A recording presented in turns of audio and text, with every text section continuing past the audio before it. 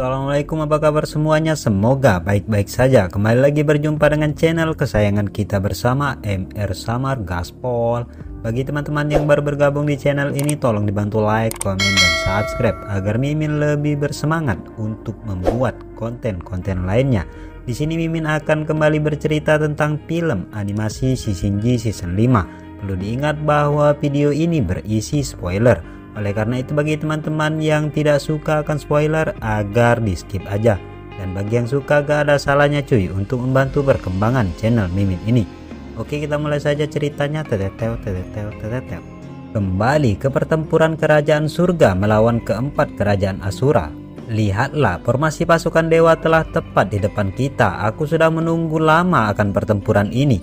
Karena dengan menghabisi dewa, maka tingkat kesatriaku pasti akan naik. Bersiaplah para dewa, kami akan menghabisi kalian semua, teriak pasukan Asura.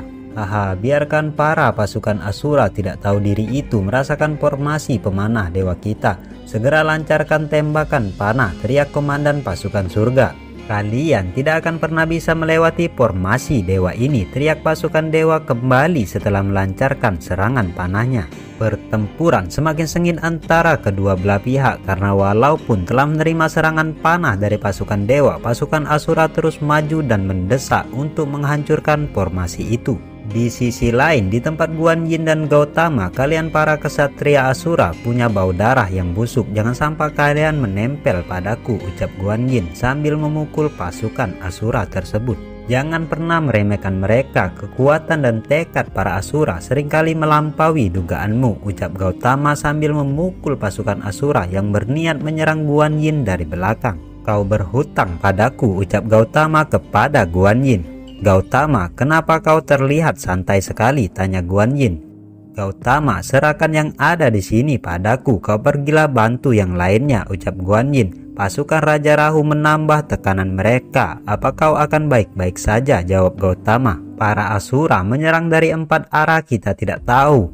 Tidak semua sisi kita bisa jamin bisa menghadapinya. Jika pasukan Asura berhasil melewati garis pertahanan kita, akan berakibat buruk pada moral pasukan kita, ucap Guan Yin. Jadi kau ingin aku menyelinap, jawab Gautama. Ya, hanya kau yang bisa melakukannya. Para elit istana kerajaan semuanya sedang bertarung dan sekarang istana dalam keadaan kosong. Tolong kembalilah dan periksa keadaan di sana. Aku sedang dalam misi saat ini, jadi aku tidak bisa bergerak kemanapun, ucap Guan Yin. Kalau begitu, baiklah, aku akan mengandalkanmu untuk menghadapi yang ada di sini. Hati-hatilah dengan Raja Rahu, dia tidak lebih lemah dariku, ucap Gautama sebelum dia pergi dari sana. Setelah Gautama pergi, Guan Yin bergumam dalam hati, Raja Asura Rahu punya hubungan baik denganmu, kau pasti tidak ingin melawannya, dan aku tahu itu. Oleh karena itu, biarkan aku yang menghadapinya. Tiba-tiba Guan Yin diserang dari berbagai sisi oleh pasukan Asura. Merasakan hal itu, Guan Yin segera mengeluarkan jurus 1000 telapak dewanya dan menghabisi semua pasukan Asura tersebut. Tak lama setelahnya, dia merasakan aura membunuh yang kuat dari sisi yang lain. Ini bukan penunggang naga biasa, gumam Guan Yin. Seperti yang kuduga, salah satu dewa yang setara dengan Gautama ada di sini, yaitu sang pilar surga Guan Yin, ucap penunggang naga tersebut yang ternyata adalah Raja Asura Rahu. Kau telah mendapat hak untuk mati di tanganku, teriaknya sambil mengeluarkan kedua pedangnya. Di sisi utara, di tempat pasukan Raja Pepaciti, para dewa bertarung dari formasi batu raksasa itu. Sekarang pasukan kita tidak bisa maju, kita harus menghabisi mereka terlebih dahulu, ucap semua pasukan Asura yang ada di sana. Semua pasukan pemanah segera siapkan dan lancarkan serangan kepada mereka. Kita hancurkan pertahanan mereka dan memasuki kerajaan surga, teriak mereka. Melihat serangan pasukan Asura, semua pasukan surga segera mempersiapkan perisai pertahanan mereka. Lalu mereka pun dihujani panah pasukan dari Pepaciti. Ini sangat banyak dan berat, apakah kita mampu menghadapinya, teriak pasukan yang ada di sana. Tak lama setelahnya, Jenderal Dewa Mata Tiga pun datang dan dalam sekejap menghabisi pasukan pemanah dari Raja Asura Pepaciti. Setelah dihabisi oleh Jenderal Dewa Mata Tiga, tekanan dari pasukan penyerang Asura menjadi lebih ringan. Pasukan serangga terbang adalah pasukan depan Raja Pepaciti. Ini akan merepotkan, ucap Jenderal Dewa Mata Tiga. Di sisi yang berseberangan di tempat Raja Asura Pepaciti, Jenderal Dewa Mata Tiga, kau cukup tangguh juga. Dulu kalian adalah 12 orang, namun sekarang kau hanya tinggal seorang diri. Aku telah memakan 2 hingga 3 dari kalian. Aku semakin tak sabar lagi untuk memangsamu karena kau yang terakhir. Tentu kaulah yang paling lezat di antara mereka semua, ucap Raja Asura Pepaciti. Di tempat Raja Surga dari Barat terlihat di sana, dia sedang mengamuk dan mengeluarkan semua jurus gendangnya dan menghabisi pasukan Asura dari Raja Karakanta. Walaupun aku hanya punya 1 lengan, Raja Karakanta dan pasukan gagakmu, jangan kira kalian bisa melewati perisai gendangku ini, ucap Raja Surga dari Barat. Sedangkan di tempat Raja Surga dari Utara, para pasukan musuh telah datang. Jangan biarkan satu pun lewat, cepat hentikan mereka semua. Mendengar aba-aba tersebut, 8 Pajrapanis pun siap mengeluarkan jurusnya dan melancarkan sebuah serangan. Ini adalah perang yang terpenting selama ini. Ayo kita tunjukkan pada mereka kemajuan kita setelah latihan bertahun-tahun ini. Pertempuran penentuan melawan Raja Asura ini merupakan kesempatan untuk kita mendapatkan kejayaan. Ayo kita tunjukkan pada mereka, ucap pasukan 8 Pajrapanis sambil melancarkan serangan-serangan mereka pada pasukan Asura Raja Paharada. Pasukan ikan terbang Raja Paharada mulai menyerang. Kita bisa mengatasinya. Semua dewa harusnya sudah dalam mode pertempuran sekarang. Apa yang kita tanggung dalam perang ini tidaklah kecil, teriak Raja Surga dari timur. Sekarang kita berpindah ke Istana Surga Bayangan Hitam. Di sana terlihat seekor macan kumbang yang bergegas menghadap kepada Disitian.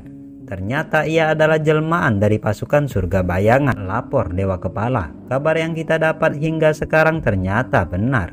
Keempat Raja Asura memang sedang berperang dengan Istana Surga, dan pihak Istana Surga telah mengerahkan pasukan penuhnya dan bertempur di berbagai tempat, ucap orang tersebut melaporkan. Apakah itu benar? Ternyata sekarang rivalku para Dewa Surga sedang dalam masalah. Bagaimana situasi mereka? Tanya Disitian. Perang itu baru saja dimulai. Saat ini para Asura sedang terhenti oleh formasi tembok surga. Namun sekarang kedua belah pihak sedang bertarung sengit, jawab orang tersebut. Itu tidak akan berakhir dengan mudah. Setelah memancing para Asura maniak itu, surga pasti akan mengalami kerugian besar. Ini kesempatan langka. Jika kita menyerang sekarang, surga pasti akan hancur, ucap semua jenderal surga kegelapan bersemangat. Kita harus berhati-hati soal ini. Para Asura telah menyerang surga. Jika kita ikut campur, mereka mungkin akan menyerang kita juga. Kau harus tahu, mereka itu tidak waras. Mereka bertindak atas kemauan nafsu mereka saja. Jika kita bertindak ceroboh dan menyerang surga bersama mereka, itu mungkin akan menjadi fatal bagi kita, jawab Disitian. Jadi apa yang harus kita lakukan? Apakah kita akan menjadi penonton saja? Tanya seorang jenderal surga bayangan. Ini memang kesempatan bagus, oleh karena itu kita harus mengambil kesempatan ini. Para dewa tidak bisa diremehkan. Terakhir kali kita dapat keunggulan itu hanya saat kita mengejutkan mereka. Saat ini mereka sudah mengatur ulang semuanya dan bertarung sebagai tim.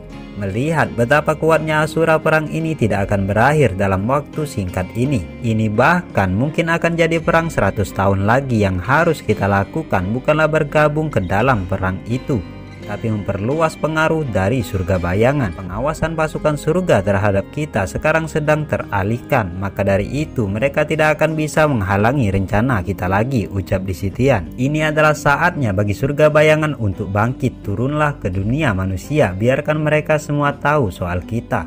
Atas nama Istana Surga Bayangan, segera lepaskan pulau terbang yang terhubung dengan Istana Surga. Siap laksanakan, jawab pasukan Istana Surga Bayangan sambil melepaskan 300 pulau terbang. Sekarang scene berpindah ke pertarungan Guanyin dan Raja Asura Rahu. Di sana terlihat serangan demi serangan dan jurus demi jurus mereka lancarkan. Dewa penjaga Guanyin, apakah menghindar satu-satunya yang bisa kau lakukan? Teriak Raja Rahu. Ya, karena aku sedang mengulur waktu sampai semua kesatria penunggang nagamu dapat dipukul mundur oleh pasukan kami, jawab Guanyin. Percuma saja, ruangmu untuk menghindar perlahan-lahan akan berkurang. Kau sekarang menuju ke jalan buntu, jawab Raja Rahu sambil melancarkan serangan pedangnya kepada Guanyin. Melihat serangan yang tiba-tiba itu, Guanyin serta-merta menjadi terlihat kaget dan segera mengeluarkan jurus telapak seribunya untuk menangkis serangan dari Raja Rahu. Raja Rahu, pedangmu ini hanya bisa menyerang, kau tidak akan bisa apa-apa melawan formasi tangan seribuku. Kau telah dihentikan olehku, ucap Guan Yin. Haha, jangan bercanda, formasi tangan seribu bisakah itu menahan kekuatan pedang iblisku? Bagus, ayo kita lihat siapa yang akan hancur terlebih dahulu, teriak Raja Asura sambil memperkuat dan mendorong pedangnya yang menyebabkan Guan Yin terdorong ke belakang dan berusaha dengan keras untuk menahan tekanan itu. Yang benar saja, dia mau menentukan pertarungan kita dengan ini, gumam Guan Yin yang saat ini sedang tertekan oleh pedang Raja Asura. Namun tiba-tiba datang seorang ke tempat pertarungan mereka. Raja Asura, kenapa kau tidak menurut saja? Mendengar itu, Raja Asura dan Guan Yin pun terlihat sangat kaget. Ternyata dia adalah Raja Harta Surgawi, sang raja kuno dari surga. Bawalah pasukanmu dan kembalilah ke kerajaan kalian. Jika tidak, aku akan memusnahkan kalian semua, ucap Raja Harta Surgawi memperingatkan Raja Rahu. Ini Dewa Raja Harta Surgawi, salah satu dari 3 raja besar surga, ucap Raja Rahu dan Guan Yin serempak. Para asura dan para dewa berasal dari hal yang sama. Kalian semua diciptakan dariku, sang pencipta kalian. Sekarang sebagai sang pencipta kalian, aku perintahkan kalian untuk mundur, teriak Raja Harta Surgawi sambil mengeluarkan jurus tombaknya. Dewa Harta Surgawi, dari mana aku berasal itu tidak ada artinya bagiku. Para asura sudah memilih jalan mereka sendiri selama ribuan tahun. Aku akan memusnahkan seluruh dewa surga termasuk ketiga dewa kuno. Oleh karena itu, matilah kalian, teriak Raja Rahu sambil menebaskan kedua pedangnya kepada Raja Harta Surgawi. Melihat itu, Guan Yin pun berteriak kepada Raja Harta Surgawi, berhati-hatilah, dan Raja Harta Surgawi pun mengeluarkan perisai sucinya lalu menangkis serangan dahsyat dari Raja Rahu. Raja Asura, dengan memulai perang ini kau telah mencari mati. Surga bukanlah tempat yang bisa diancam oleh para asura.